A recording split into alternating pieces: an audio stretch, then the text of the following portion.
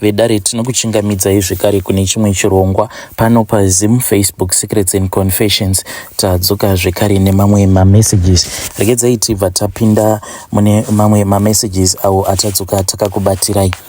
Zvakangoma hazvo veduwe. Message yedu yekutanga yakamira sekudai so. Hanzi makadii zvenyu mukomanashi. Ndinokumbirawo kuti munge muchizondiposterawo nyaya yangu makavikawo chitupa changu. Yangu nyaya mukoma yakamira sekudai so.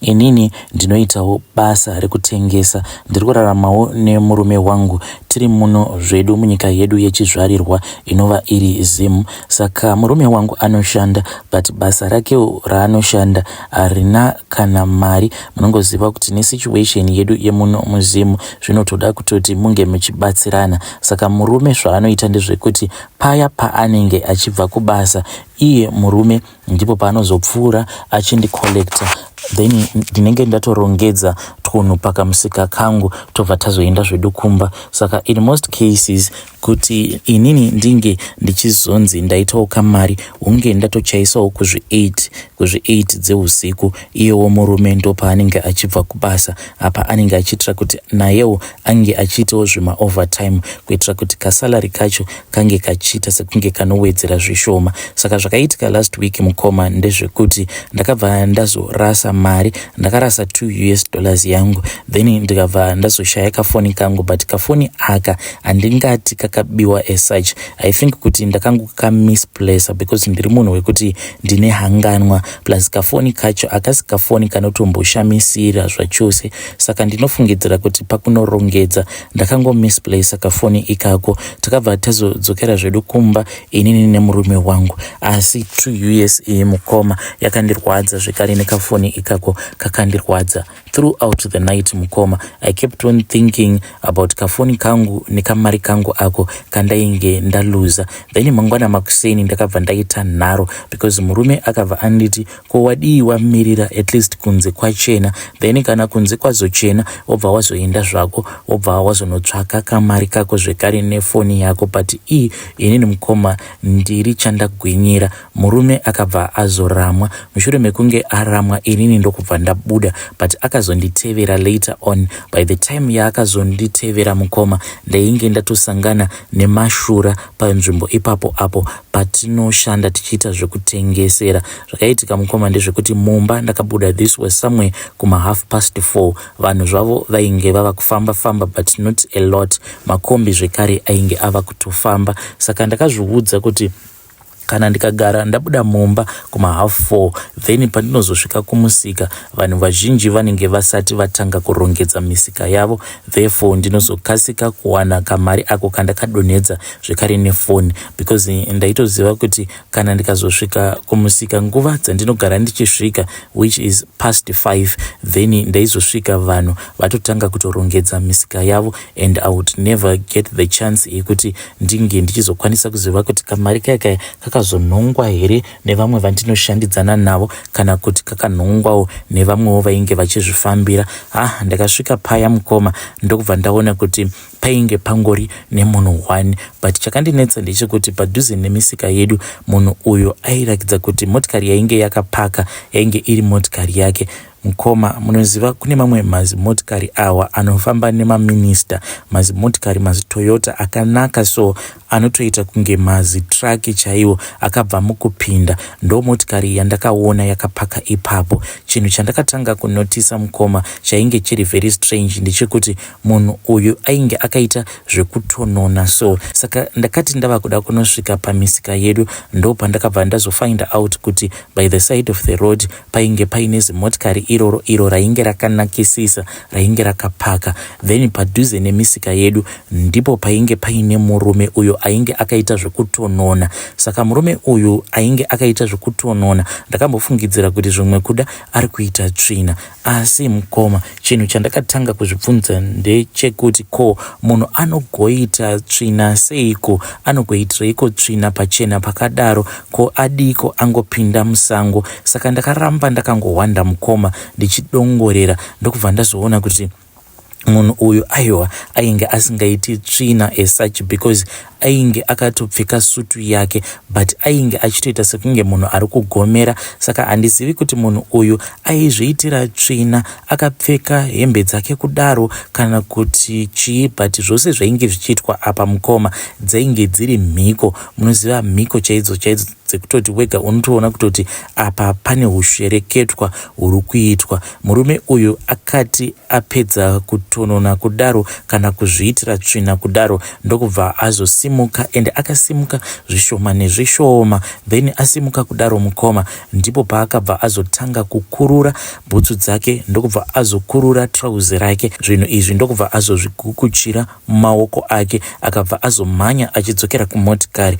Zvose zvaainge achiita ainge achizviita mukukasika. Akabva azodzoka mukoma ainge akabata chimwe chigubhu chairakidza kuti chainge chiine mvura, ndokubva azokusha-kusha. Akakasika kukusha-kusha imwe yacho ndokubva azoinwa, then chigubhu chiya mukoma ndokubva angochirasira pasi, zviya zvekuita sekunge anochiramwa. Akati apedza kudaro ndokubva azomhanya achidzokera zvekare mumotikari make. Masimudziro acho aakaita motikari yake mukoma kana noizi yakabudapo mukoma zvairakidza kuti munhu ainge atori parashi chaipo. Ndakati ndakamira kudaro mukoma ndichizvitongesa, iyewo murume wangu ndopa akazongokaruka anyuka from Norway. Ndakabva ndamuudza zvose izvo zvandainge ndasangana nazvo. Iye murume akabva azoti ngatidzokeri zvedu kumba. Then takabva tazodzokera kumba. Later on mukoma patakameka sure kuti vanhu vazhinji vainge vatotanga kutorongerera misika yavo, ndo patakabva tazodzoka.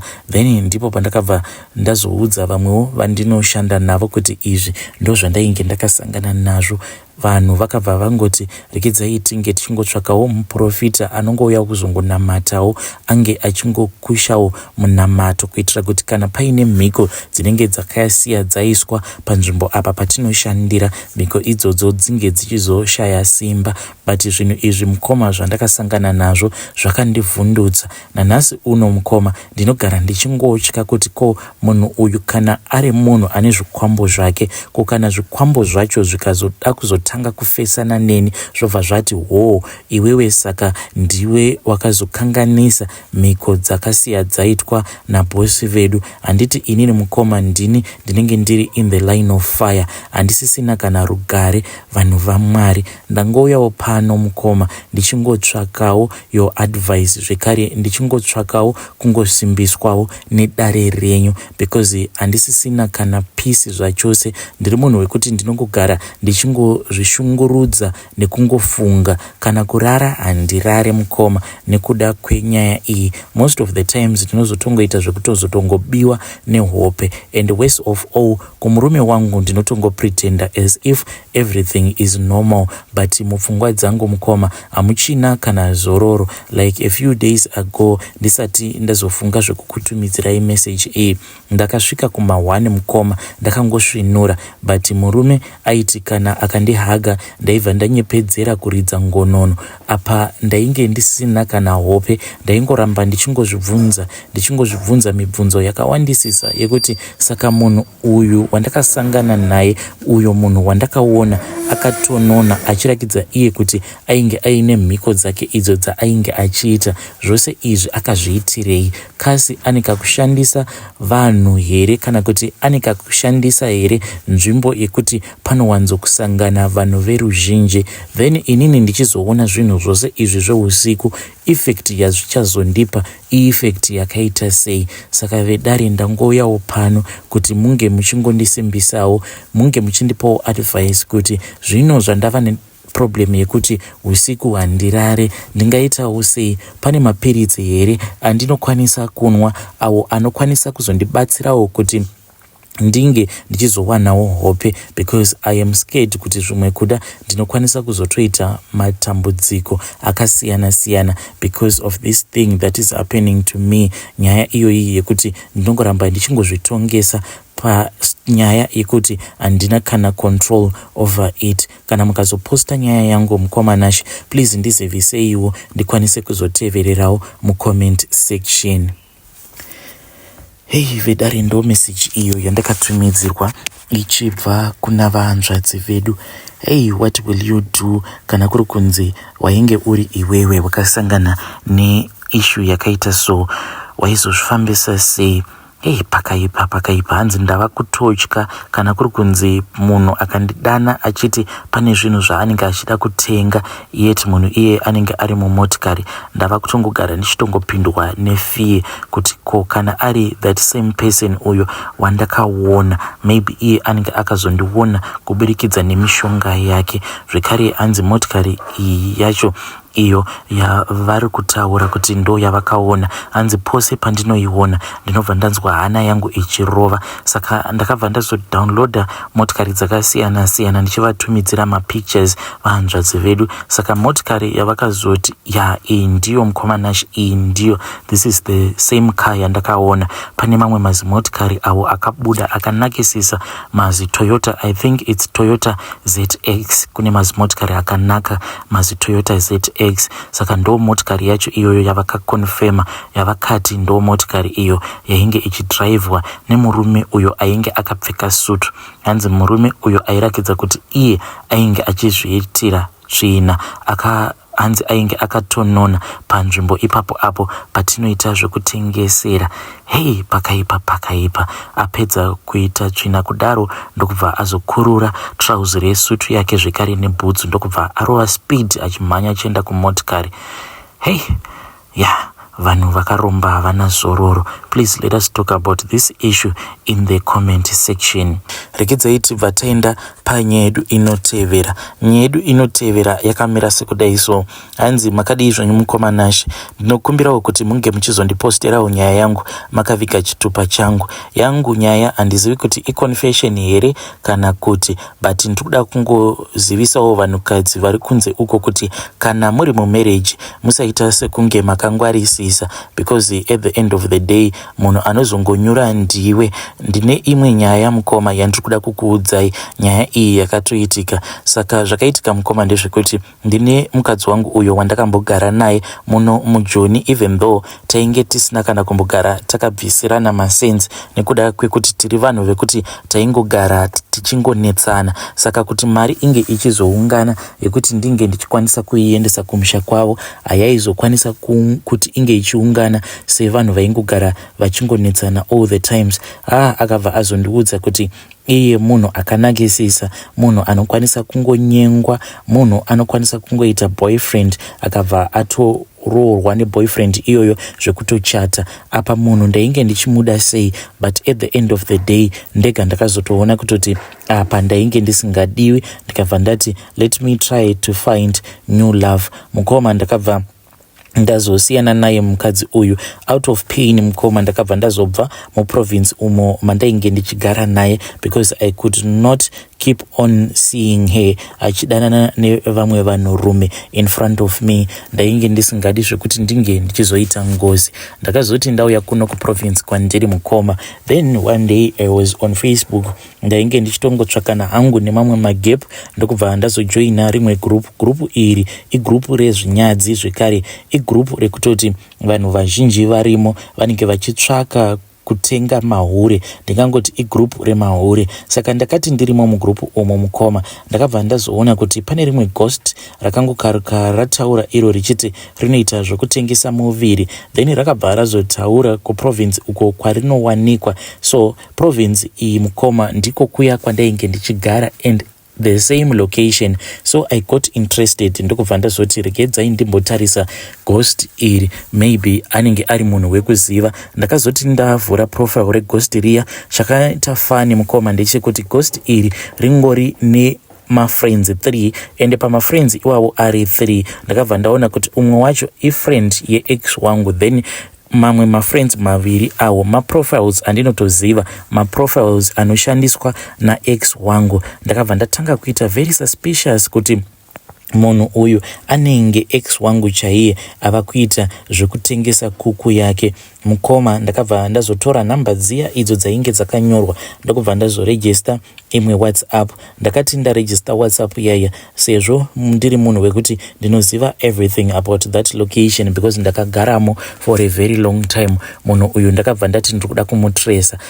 Ndakaseka Mukoma kuita sekunge ndichafa nekuseka because ndakati ndamuudza kuti kuti ndainge ndichida kuzomborova one round, then iye akabva azondiudza apo paanowanikwa, ende ndakabva ndazofind out kuti pacho paanowanikwa mukoma ndipo pacho pandakamusiya achigara. Ndakabva ndamuti it is fine, but izvinozvi ndiri busy, is it possible kuti umbonditumidzira tumavideos nyana? Iye akabva ati mavideos anokwanisa kunditumidzira, but anonditumidzira at a price. Ndakabva ndati imari? Akabva ati 50 rand yako ndinokupa mavideo ako maviri ndichitamba zvangu nekuku yangu. Ndikabva ndati bo mai mwana, munoda airtime here kana kuti e-wallet? Akati chero zvamunenge muchida dedi. Ndakabva ndanotenga airtime yangu yeCell C. Ndikabva ndati it is fine, ndinokumbira kuti unge uchinditumidzira kozvemavideo unoita here? Akabva ati ndinoita. Saka pose apa mukoma tainge tichingotaura nematext messages. Ndakabva ndazomupa 100 rand for a 5-minute video call. Ndakati ndaenda pavideo call paya, inini yangu kamera ndainge ndakadzima ndisingataure. Ndakabva ndaona kuti ndiye one, ndiye X uya wekundidadira. Ndakangoputika mukoma mushure mekunge ndadropa call. Ndakaseka mukoma kuita sekunge foni yangu ichawira mubhaketi remvura.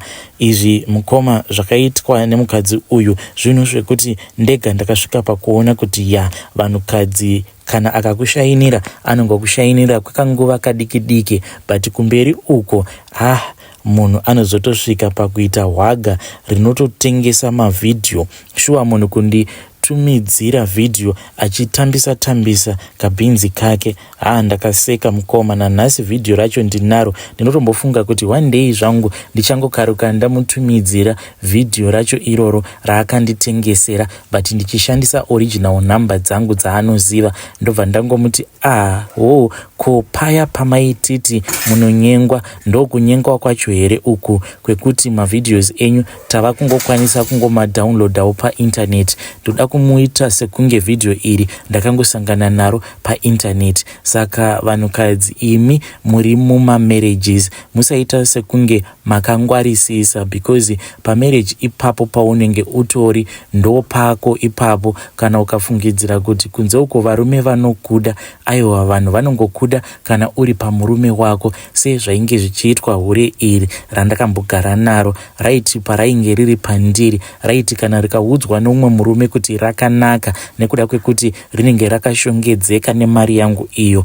yandainge ndichiripa, richirukwa nemari iyoyo, zvekare richipfeka hembe dzangu, raibva raona sekunge rakangwara, but now rava kunyatsokuona kuti harina kungwara. Fungai kuti pakusvika pakuzvimaketa paFacebook uchitengesera vanhu mavideos ekuti unenge uchitambisa kanhu kako, zvinhu zvinonyadzisa kudaro.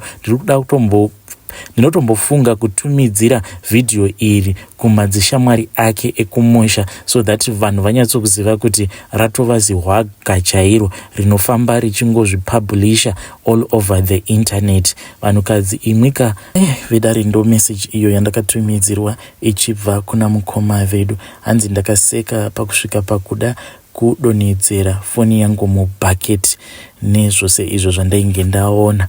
Hanzi ndine bitterness, ndakashainirwa hanzi nemukadzi uyu wandainge ndichida nemwoyo wangu wose, but aigara achingondiudza kuti inini kugara kwandakaita newe ndiri kutokuitira favor because ndinodiwa nevanhu vane mari dzavo. Vanhukadzi wai muchizobuditsa mashoko akadaro kana makagara nemunhu. Please, kana kuinewo vanhukadzi vanomboita izvozvo zvekuti mukangonetsana nemapartners enyu unobva watokasika kutotaura kutoti ndinonyengwa inini ndinonyengwa, can you please come to my inbox? Then obva wambotiudzawo kuti at that point paunenge uchiudza murume kuti inini ndinonyengwa, zvii zvinenge zvichiitika kwauri, zvii zvaunenge uchifunga, so that vamwe vanhurumewo vanenge vachisangana nemasituation iwawo vakasike kuzounderstanda.